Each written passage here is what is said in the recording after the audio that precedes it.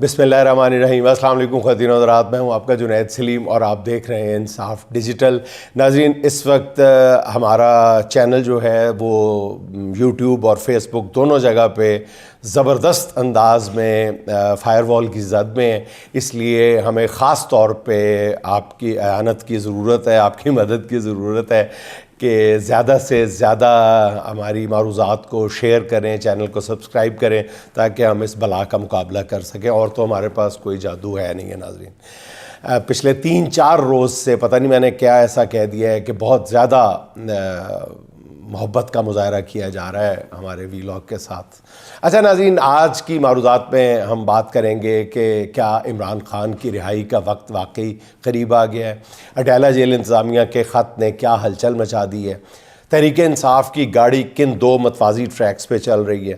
سابق صدر عارف علوی صاحب نے 9 مئی کے حوالے سے کیا نیا بم گرایا ہے؟ یہ ماجرا کیا ہے؟ اوورسیز کنونشن کے لیے حکمران کس قسم کے نمونے اکٹھے کر رہے ہیں؟ اور شریف خاندان اور بیلاروس کے صدر لوکاشنکو کی سچی محبت کے راز بھی عوام کے سامنے رکھنے کی کوشش کریں گے ناظرین۔ مگر پہلے ذکر ہو جائے اڈیالہ کا، وہاں سے ایک بڑی خبر سامنے آئی ہے، بڑی عجیب و غریب، حیرت انگیز، اور سچی بات یہ ہے کہ ابھی تک مبصرین کی اکثریت اس کی حقیقت جاننے سے قاصر ہے۔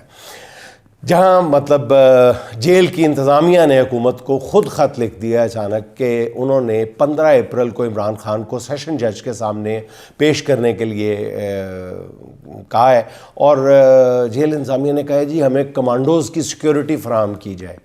ناظرین، یہ بڑی حیران کن خبر ہے، کیونکہ اس سے پہلے ججز عمران خان کو عدالت میں پیش کرنے یا ویڈیو لنک کے ذریعے ان کی حاضری کا حکم دیتے رہے اور بار بار دیتے رہے، مگر حکومت ہمیشہ جو ہے وہ سیکیورٹی کا بہانہ بنا کر پیچھے ہٹتی رہی۔ جیل انتظامیہ یہ کہہ کر جان چھڑاتی رہی کہ اڈیالہ جیل کے اطراف میں انٹرنیٹ کا لنک ڈاؤن ہے، اس لیے وہ ویڈیو لنک کے ذریعے عمران خان کو پیش نہیں کر سکتے۔ مگر اس بار معاملہ بالکل الٹ ہو گیا۔ جیل انتظامیہ نے کسی بھی عدالتی حکم کے بغیر ہی، یعنی وہ دے دیا جو مانگا بھی نہیں گیا تھا، اس بار عدالتی حکم کو بغیر ہی حکومت کو خط لکھ دیا ہے کہ عمران خان کو 15 اپریل کو جج افضل مجوکا کی عدالت میں پیش کرنے کے لیے سیکیورٹی فراہم کی جائے۔ اس پر طرح طرح کی آبویسلی چیمگوئیاں شروع ہو گئی ہیں۔ بعض لوگ اس معاملے کو پس پردہ مذاکرات سے بھی جوڑ رہے ہیں اور کہا جا رہا ہے کہ اب اگلے مرحلے میں بشرا بی بی کی ضمانت پہ رہائی ہوگی اور پھر اس کے بعد عمران خان کو بھی گریجولی رہا کر دیا جائے گا۔ لیکن میرا ذاتی خیال یہ ہے اور معلومات ہے کہ جیل انتظامیہ کے اس خط کے باوجود عمران خان کو عدالت میں پیش کیے جانے کا ابھی امکان نہیں ہے۔ جیل انتظامیہ کا یہ خط ضرور کسی قانونی حکم کو دور کرنے کے لیے ہوگا، کوئی چالاکی ہوشیاری ہے۔ باقی 15 اپریل کو پتہ چل جائے گا کہ کیا ہوتا ہے۔ مگر کیونکہ عمران خان کا ناظرین جیل سے باہر آنا، چاہے وہ تاریخ یا پیشی کے لیے کیوں نہ، وہ ایک طرح سے نیم رہائی ہوگی، کیونکہ عوام کے جمع غفیر کو روکنا ناممکن ہو جائے گا۔ اپنے قائد کو اتنے عرصے سے ایک جھلک دیکھنے کے لیے جو کروڑوں عوام بیتاب ہے، جب عمران خان رہائی کے لیے آئیں گے تو بھی اتنا بڑا اکٹھ ہوگا، اور عمران خان پیشی کے لیے وہاں پہ جائیں گے تو بھی اتنا ہی بڑا اکٹھ ہو جائے گا۔ تو یہ بڑا ایک عجیب و غریب صورتحال ہے حکومت کے لیے، اس لیے خاطر جمع رکھیں اس حوالے سے۔ مگر فی الحال خبر یہ ہے کہ GHQ گیٹ حملہ کیس کی جو جیل سماعت آج ہونی تھی وہ نہیں ہوئی۔ انسداد دہشت گردی عدالت پنڈی نے بغیر کارروائی آگے بڑھائے سماعت جو ہے وہ 16 اپریل تک ملتوی کر دی۔ اس سے اندازہ لگائیں کہ جو لوگ عمران خان کی ملاقات اس کے وکلاء سے نہیں ہونے دے رہے، وہ عمران خان کو عدالت میں اتنی آسانی سے پیش کیسے کریں گے ناظرین؟ اچھا، تحریک انصاف کی گاڑی جو 2 متوازی ٹریکس پہ چل رہی ہے، ایک طرف ناظرین مذاکرات کے حامی ہیں جو پوری کوشش کر رہے ہیں کہ معاملات مذاکرات کے ذریعے ہی حل ہو جائے، اور ان کوششوں کی قیادت خود وزیر اعلیٰ علی امین گنڈاپور صاحب کر رہے ہیں۔ وہ مسلسل اس بات کے اشارے دے رہے ہیں کہ مذاکرات کی گاڑی بالکل اپنی منزل کے قریب ہے۔ ذرائع بتاتے ہیں کہ ڈیل کی آفر ایک بار پھر عمران خان کی ٹیبل پر ہے، مگر فی الحال عمران خان کسی کو NRO دینے کے موڈ میں نظر نہیں آتے۔ اور اس جانب اعظم سواتی نے بھی اشارہ کیا، وہ کہتے ہیں کہ سارے فیصلے عمران خان نہیں کرنے ہیں، جس کے بعد دروازہ کھل جائے گا، جب دروازہ کھلے گا تو وہ خود خان صاحب کے پاس جائیں گے۔ اب ہمارے دوست عدیل راجہ کے مطابق تحریک انصاف کے مذاکرات کرنے والے رہنماؤں سے کہا گیا ہے کہ 20 روز بعد، یعنی زیادہ سے زیادہ مئی کے پہلے یا دوسرے ہفتے میں عمران خان کو بنی گالہ منتقل کر دیا جائے گا، اس کے بعد باقی معاملات وہیں پر طے کیے جائیں گے۔ ان خبروں میں یا عدیل راجہ صاحب کی اس خبر میں کس حد تک صداقت ہے، میں یا کس حد تک اتھینٹک ہے، میں ذاتی طور پہ کچھ نہیں کہہ سکتا۔ میں صرف آپ کو یہ ناظرین خبر دے رہا ہوں کہ پی ٹی آئی کے رہنماؤں کے ساتھ اس طرح کے وعدے کیے جا رہے ہیں۔ اور ناظرین آپ کو ایک اور خبر دیتا چلوں جو میری اپنی خبر ہے، وہ یہ ہے کہ مقتدر حلقوں کی ایک طاقتور، بہت ہی طاقتور شخصیت کے بارے میں یہ بہت ہی باوثوق ذرائع نے مجھے اطلاع دی ہے کہ اب وہ جیسے ہی عمران خان کا ذکر آتا تھا گفتگو میں، تو جو الفاظ وہ بولتے تھے انہوں نے اب وہ الفاظ بولنے چھوڑ دیے۔ وہ لفظ نہیں بولتے، وہ الفاظ ہی نہیں بولتے، وہ جملے نہیں بولتے جو وہ عمران خان کے ذکر پر کم و بیش ہر دفعہ بولتے تھے، بلکہ اب کچھ دنوں سے جب خان صاحب کا ذکر آتا ہے اور اگر کوئی دوسرا سخت بات کہتا ہے تو وہ ان کو بھی روک دیتے ہیں۔ تو یہ ایک تبدیلی ہے۔ دوسری ناظرین ایک اور آپ کو بات بتاتا چلوں اس سے پہلے کہ میں پی ٹی آئی کے دوسرے ٹریک کی بات کروں۔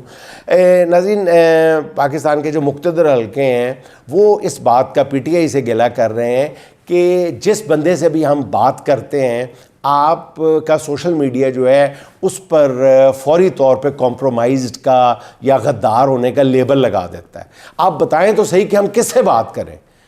تو ہماری جو ملاقاتیں ہیں وہ براہ راست عمران خان سے نہیں ہو سکتی، تو آپ عمران خان کا کوئی متبادل بتا دیں جس سے ہم ملاقاتیں کریں، جس سے ہم ملاقات کر سکیں اور اس یقین کے ساتھ کر سکیں کہ جو ہم کہہ رہے ہیں ہمیں وہ عمران خان کا جواب آئے گا۔ تو ناظرین یہ ویسے کوئی اتنی کمپلیکیٹڈ بات نہیں ہے، اس کا جواب تو میں بھی دے سکتا ہوں کہ آپ عمران خان کی موجودگی میں کسی بندے کو بٹھا کے عمران خان سے ڈائریکٹ بات کریں۔ عمران خان جب تک خود بات نہیں کرے گا تو یہ ابہام رہے گا، یہ ابہام رہے گا، جو مرضی آپ کر لیں۔ اسی لیے تو بار بار عرض کیا جا رہا ہے کہ عمران خان سے ڈائریکٹ بات کی جائے، اس کا شارٹ کٹ تلاش نہ کیا جائے۔ اچھا ناظرین یہ دو خبروں کے بعد اب آپ کو آتا ہوں، یہ جو پی ٹی آئی کے اندر دوسرا ٹریک ہے وہ ہے کہ تحریک انصاف کا دوسرا اور بڑا حصہ جو ہے وہ مزاحمت کی گاڑی پر سوار ہے۔ اس گروپ کی قیادت جو ہے ابھی تک مراد سعید نے اپنے ہاتھ میں لی ہوئی ہے۔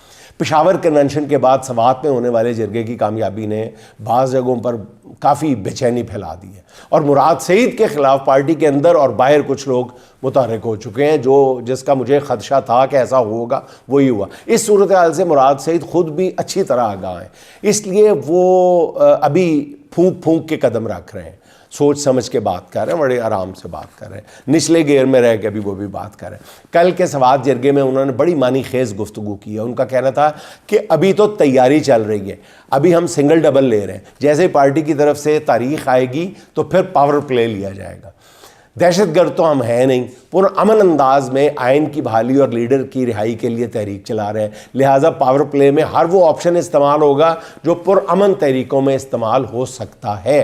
اس وقت پی ٹی آئی کے اندر موجود جو مفاہمتی اور مزاحمتی دونوں گروپ پہ جو ہے وہ اپنا اپنا کام کر رہے ہیں۔ ان میں سے جس گروپ کو بھی کامیابی ملتی ہوئی محسوس ہوئی، دوسرا گروپ اپنا وزن اسی پلڑے میں ڈال دے گا، یہ میری بات ذہن میں رکھیں۔ اس حوالے سے ناظرین سابق صدر عارف الوی بھی امریکہ میں بڑا زبردست کردار ادا کر رہے ہیں۔ وہ امریکی ایوان نمائندگان کے ارکان سے جو ملاقاتیں کر کے انہیں پاکستان کی صورتحال سے آگاہ کر رہے ہیں۔ اب گزشتہ روز انہوں نے معتبر ترین ادارے جسے سمجھا جا سکتا ہے CNN کے ساتھ گفتگو کرتے ہوئے عمران خان کا مقدمہ نہایت عمدگی سے پیش کیا۔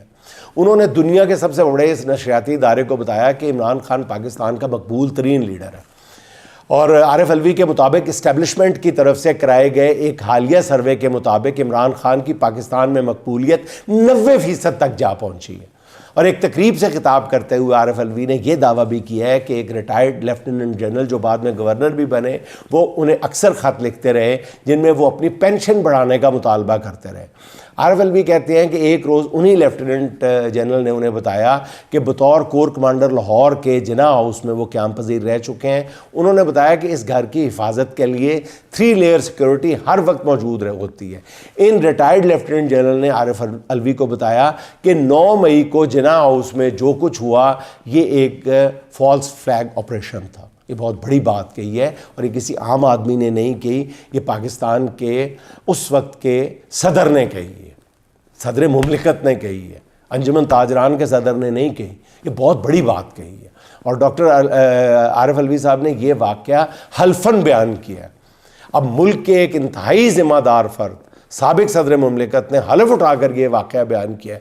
میرا ذاتی خیال یہ ہے کہ 9 مئی کے معاملے پہ ایک سرا ہاتھ آیا ہے اور عدالتوں کا یہ فرض بنتا ہے, پاکستان کی عوام کا یہ فرض بنتا ہے, عدالتوں کا, پاکستان کی حکومت کا, پاکستان کی اسٹیبلشمنٹ کا, تمام یہ فریقین کا یہ فرض بنتا ہے کہ عارف الوی صاحب سے باقاعدہ جواب طلب کیا جائے, ان سے وضاحت طلب کی جائے, ان سے تفصیلات طلب کی جائے کہ جن ریٹائرڈ لیفٹیننٹ جنرل نے 9 مئی کے حملے کو فالس فلیگ آپریشن قرار دیا تھا ان کو بھی ساتھ بلایا جائے, ان سے ان کی ایکسپرٹ رائے لی جائے. لیکن اس معاملے کو, عارف الوی صاحب کے اس معاملے کو ایک بار جو ہے وہ ضرور اس کی چھان پٹک کرنی چاہیے. دودھ کا دودھ اور پانی کا پانی ہونا چاہیے, کیونکہ 9 مئی کے بعد پاکستان بدل کے رہ گیا تھا اور 9 مئی سے لے کر آج تک جو کچھ ہو رہا ہے وہ کوئی معمولی کارروائیاں نہیں ہیں. تو اتنا بڑا الزام ہے, اتنی بڑی کارروائی ہے, یہ ایک دفعہ اگر سابق صدر مملکت یہ کہہ رہے ہیں تو ضرور اس کی تحقیقات کی جانی چاہیے. اس میں جس کو بلانا چاہیے اس کو بلانا ضرور چاہیے. اچھا ناظرین, اسلام آباد میں اوورسیز کنونشن کی تیاریاں جاری ہیں جن کا میں 2-3 دفعہ ذکر کر چکا ہوں. بیرون ملک سے ریاستی مہمان پاکستان پہنچ رہے ہیں, بڑی بڑی شخصیات ہیں.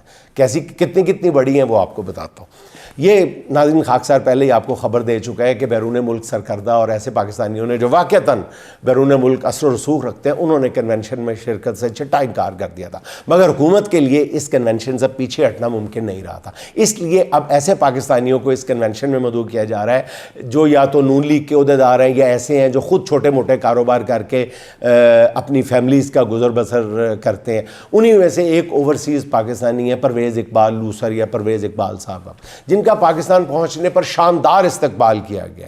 ایئرپورٹ پر سرکاری اہلکاروں نے پرویز اقبال لوثر کے گلے میں ہار ڈالے اور اس موقع پہ ان کی میڈیا سے گفتگو خصوصی طور پہ اس کا بندوبست کر کے چلوائی گئی ہے, جن کا کہنا یہ تھا پرویز اقبال صاحب کا کہ وہ اوورسیز پاکستانی ملک میں 100 ارب روپے کی سرمایہ کاری لے کر آئیں گے. یہ کوئی معمولی آدمی نہیں کہہ رہا, یہ پرویز اقبال صاحب کہہ رہے ہیں. اور پرویز اقبال صاحب کتنی عام شخصیت ہے یہ بھی میں آپ کو بتاتا ہوں, کتنے بڑے سرمایہ کار ہیں یہ بھی میں آپ کو بتاتا ہوں. اور ان کے اس بیان پہ 100 ارب روپے کی سرمایہ کاری پہ ہر کوئی جو ہے وہ خوشی سے نہال نظر آ رہا تھا. لیکن انہوں نے یہ نہیں بتایا ویسے کہ 100 ارب روپے کی سرمایہ کرنے والے لوگ جو ہیں وہ 3000 پاؤنڈ کی مفت ریٹرن ٹکٹ اور 3 روزہ 5 اسٹار ہوٹل میں مفت قیام و طعام کے وعدے پر ہی پاکستان کیسے آ گئے. اب جس پرویز اقبال کو اوورسیز پاکستانیوں کا رہنما اور ممتاز سرمایہ کار کی حیثیت سے پیش کیا جا رہا ہے ناظرین, پی ٹی آئی کے سوشل میڈیا واریئرز بھی بڑے ویسے عجیب لوگ ہیں, بڑے ظالم لوگ ہیں. صرف 1 گھنٹے کے اندر ہی اس کا کچا چٹا کھول کے رکھ دیا. نیم خواندہ ان پڑھ تقریباً پرویز اقبال لوثر جو ہے وہ بیلجیم کے ایک سروس اسٹیشن میں گاڑیاں دھوتے ہیں. وہ بیلجیم کی حکومت سے بے روزگاری الاؤنس بھی لے رہے ہیں, گاڑیاں دھو رہے ہیں. وہ کہتے ہیں یہ مستقل کام نہیں ہے گا, اور وہ بے روزگاری الاؤنس بھی لے رہے ہیں. سروس اسٹیشن میں گاڑیاں دھوتے ہوئے سوشل میڈیا سیل ان کی ویڈیو بھی سامنے لے آیا جس میں وہ بڑے فخر سے بتا رہے ہیں کہ اس میں کیا ہے وہ محنت کرتے ہیں اور گاڑیاں دھو کر عزت کی روٹی کما رہے ہیں. تو ناظرین بالکل یہ درست بات ہے کہ اس میں محنت میں کس چیز کی کوئی اس میں تانا دینے والی بات نہیں ہے. محنت ہے. لیکن بطور سرمایہ کار ان کو پاکستان لے کے آنا، بطور ایک لیڈر کے ان کو پاکستان لے کے آنا، بہرحال ان کی یہ گفتگو سن کے میں تو سچی بات ان سے بہت متاثر ہوں. اب دیکھنا یہ ہے کہ وہ ملک میں کتنے ارب روپے کی سرمایہ کاری کا اعلان کرتے ہیں. پرویز اقبال سے پہلے ناظرین آپ کو یاد ہوگا کنٹریبیوش نامی ایک امریکی سرمایہ کار بھی پاکستان میں اربوں ڈالر کی سرمایہ کاری کا اعلان کر چکا ہے، مگر کئی روز سرکاری مہمان رہنے کے بعد جب سے وہ واپس امریکہ گیا ہے اس کے بعد کسی نے نام بھی اس کا نہیں سنا. اوورسیز کنونشن سے متعلق حکومت کی سنجیدگی کا اندازہ اس بات سے ناظرین آپ لگا لیں کہ پوری دنیا سے سرکاری خرچ پر پاکستانیوں کو بلا کر خود وزیر اعظم جو ہیں وہ بیلاروس کے دورے کے بعد اب لندن پہنچ گئے. اور پہ جو اوورسیز کنونشن. اچھا ناظرین، خیبر پختونخوا کا مائنز اینڈ منرلز بل جو ہے وہ متنازع سے متنازع ترین بنتا جا رہا ہے. اس کے باوجود کہ وزیر اعلیٰ علی امین گنڈاپور نے عمران خان کی تائید کے بغیر بل کی منظوری روک دی تھی، مگر پھر بھی اب وثوق سے نہیں کہا جا سکتا ابھی بھی کہ یہ بل پاس ہوگا یا نہیں. اس بل پر جس قسم کا رد عمل سامنے آیا، اگر اب پی ٹی آئی حکومت نے اسے منظور کیا تو پی ٹی آئی کی اپنی عوامی مقبولیت کو بہت بڑا دھچکا لگ سکتا ہے. یہ میں اس بنیاد پر نہیں کہہ رہا کہ اس بل میں کوئی واقعی کوئی خرابی ہے، مجھے نہیں پتا، دونوں طرف کے جو ہیں وہ دلائل موجود ہیں، بلکہ میں یہ اس وجہ سے عرض کر رہا ہوں کہ اب یہ بل کالا باغ ڈیم کی طرح متنازع بن چکا ہے. پہلی بات تو یہ ہے کہ جیل میں جا کر کون جائے گا جو اس بل پر عمران خان کو بریفنگ دے گا، اور کس کے ذریعے عمران خان کا پیغام پھر باہر آئے گا. 2-3 بندوں کے سوا کوئی اور یہ پیغام لایا کہ عمران خان نے منرل بل کی توثیق کر دی ہے تو کوئی اسے مانے گا نہیں. ہاں، اگر علیمہ خان صاحبہ، علامہ راجہ ناصر عباس، صاحبزادہ حامد رضا، سلمان اکرم راجہ یا پھر محمود اچکزئی، یہ لوگ اگر عمران خان سے ملتے ہیں یا ان کے ذریعے عمران خان کا پیغام ملے گا باہر تو پھر شاید اسے قبول کیا جائے. لیکن میرے خیال میں شاید بات اب اس سے آگے بڑھ گئی ہے. نجم سیٹھی کے اس بیان نے منرل بل کو مزید مشکوک بنا دیا. وہ کہتے ہیں کہ معدنیاتی بل جو ہے وفاقی حکومت کا پروجیکٹ ہے جس میں SIFC اس میں داخل ہو گئی ہے. اگر کوئی بڑے ذخائر نکلیں تو وفاقی حکومت کہے گی کہ یہ ساڈا ہے، اور بڑے پروجیکٹس پر کافی پابندیاں لگا دی گئی ہیں جس کی وجہ سے اسے لوکل لوگ اس میں آ ہی نہیں سکتے. اور وہ نجم سیٹھی صاحب مزید کہتے ہیں کہ معدنیات کا بل میں اس میں لکھ دیا گیا ہے کہ بڑے ذخائر پر مقامی کمپنیوں کا کوئی کردار نہیں ہوگا. اب ANP نے بھی ناظرین اس بل کو اپنی ڈوبتی ہوئی سیاست کے لیے سہارا سمجھتے ہوئے، ڈوبتے کو تنکے کا سہارا، اس کو مسترد کر دیا. عوامی نیشنل پارٹی کے صوبائی صدر میاں افتخار حسین کہتے ہیں کہ یہ بل جو ہے وہ امریکی کنسلٹنٹس نے ڈرافٹ کی ہے، اور مقامی محکمے نے خود اس پر 73 منرلز اینڈ مائنز ایسوسی ایشن نے یعنی محکمے نے 73 اور منرلز اینڈ مائن ایسوسی ایشن نے 47 اعتراضات اٹھائے ہیں. پہلے سے اس کا جامع قانون موجود ہے اور نئے قانون کی ضرورت ہی نہیں ہے. وہ کہتے ہیں کہ کیا عمران خان کی رہائی کے لیے صوبے کو بیچ دیا جائے گا؟ ناظرین، یہی وہ نقطہ ہے جو PTI کی عوامی ساکھ کے لیے بہت خطرناک ثابت ہو سکتا ہے. یہی وہ تانا ہے جو بعد میں PTI کے لیے ایک خطرناک پوائنٹ ثابت ہو سکتا ہے اگر یہ بل منظور کر لیا گیا اور عمران خان کی رہائی بھی عمل میں آئی. تو میرے خیال میں منرل بل کے حوالے سے چیزیں بہت تیزی کے ساتھ خیبر پختونخوا حکومت کے ہاتھوں سے نکل رہی ہیں. مینڈیٹ چوری کے بدترین نتائج آنا شروع ہو گئے. جب اس طرح کی کھچڑی پکائی، وفاق میں ایسی جماعت کو لا کر بٹھایا جائے گا جسے پوری قوم جائز حکمران ہی نہیں مانتی، اسی لیے ان کی طرف سے لیے جانے والے ہر اقدام کو مشکوک نظروں سے دیکھا جاتا ہے. میرے خیال میں PTI بھی اس معاملے میں کسی نہ کسی حد تک پھنس چکی ہے. اس بل کو جتنا متنازع بنا دیا گیا ہے، اب فوری طور پر اس بل کی منظوری KP میں انتہا پسند جماعتوں کی مقبولیت کا باعث بن سکتی ہے. صورتحال کو بھانپتے ہوئے ANP اور محسن داوڑ بھی میدان میں آ گئے. اب اگر اسی طرح بل منظور ہو گیا تو خیبر پختونخوا میں معاملات جو ہیں وہ PTI کے ہاتھ سے نکل کر PTM کے ہاتھ میں بھی جا سکتے ہیں، یعنی کم و بیش وہی صورتحال ہو سکتی ہے جو بلوچستان کی ہے. اچھا ناظرین، وزیر اعظم شہباز شریف اپنا دورہ بیلاروس مکمل کر کے لندن پہنچ چکے ہیں، اور گزشتہ روز شریف خاندان جس طرح بیلاروس کے صدر لوکاشینکو سے ملا، اس سے تو یوں لگ رہا تھا جیسے لوکاشینکو کا تعلق بھی لاہور گوال منڈی سے ہی ہے. جس محبت کے ساتھ لوکاشینکو جو ملے ہیں بیلاروس کے صدر شریف خاندان، اور تو شریف خاندان کے مطلب پورا شریف خاندان ہی تھا، اور وہ لوکاشینکو جو ہے وہ ان کے آگے بچھا جا رہا تھا. اور ناظرین میں نے اس حوالے سے ایک ٹویٹ بھی کی ہے کہ آپ ذرا وہ دیکھیں، وہ چند لمحوں کی ویڈیو دیکھیں، ہاتھ ملائے جا رہے ہیں اور ساتھ تعارف کروایا جا رہا ہے ایک دوسرے کا کہ یہ میرا بھائی ہے. نواز شریف صاحب وزیر اعظم کا تعارف کروا رہے ہیں، وزیر اعظم صاحب بھتیجی کا تعارف کروا رہے ہیں، بھتیجی اپنی بیٹی کا تعارف کروا رہی ہے، اور پھر بھتیجی اپنے بھائی کا بھی تعارف کروا رہی ہے، یہ میرا بھائی ہے. پھر نواز شریف صاحب اپنے سمدھی کا بھی تعارف کروا رہے ہیں. پورے کا پورا خاندان ایک سرکاری وفد کے طور پہ پہنچا ہے، سرکاری خرچ پہ پہنچا ہے. میں نے اس ٹویٹ میں بھی یہ عرض کیا ہے کہ آپس میں جب یہ اس طرح کے کٹ کے بعد فیملی ممبرز آپس میں بیٹھتے ہوں گے تو ان کو کچھ محسوس نہیں ہوتا ہوگا، تھوڑی بہت شرمندگی محسوس نہیں ہوتی ہوگی کہ لوگ یہ مناظر جو ہیں لاکھوں کروڑوں کی تعداد میں دیکھیں گے اور ہمارا مذاق اڑے گا کہ ہم پورے کا پورا خاندان. میں نے کہا تھا صرف وہ بیچارہ کیپٹن صفدر ہی گھر چھوڑ کے گئے، اس کو بھی شاید اس لیے چھوڑ گئے کہ پچھو گھر کا دھیان رکھی. مطلب اکیلا وہ بیچارہ بند، ساروں کو پورا خاندان کا خاندان ہی ساتھ چلا گیا، تعارف کروانا بھی مشکل ہو گیا. تو بتایا جا رہا ہے ناظرین کہ میاں نواز شریف اور بیلاروس کے صدر کے بہت پرانے مراسم ہیں، اور ان تعلقات کی تجدید کے لیے میاں نواز شریف اپنے بیٹوں، نواسے، نواسیوں اور ساروں کو ساتھ لے کر گئے تھے. بیلاروس کے صدر ناظرین لوکاشینکو جو ہیں ان کے متعلق معلومات تو پھر سامنے آنی تھی. جب اتنی پیار محبت اور گاڑی چھنتی ہوئی نظر آنی تھی تو لوگوں نے تو پھر پتہ چلانا ہی تھا نا. تو چیٹ جی پی ٹی اور فلانا اب تو ایک چیز کا فوراً آپ ٹیک کریں تو سب کچھ اسے پتہ چلتا ہے کہ شریف خاندان جو ہے وہ لوکاشینکو میں، شریف خاندان اور لوکاشینکو میں اتنی قربت کی وجہ کیا ہے. اب ناظرین بیلاروس کے صدر لوکاشینکو جو ہیں وہ ایک کرپٹ ترین حکمران کے طور پہ جانے جاتے ہیں.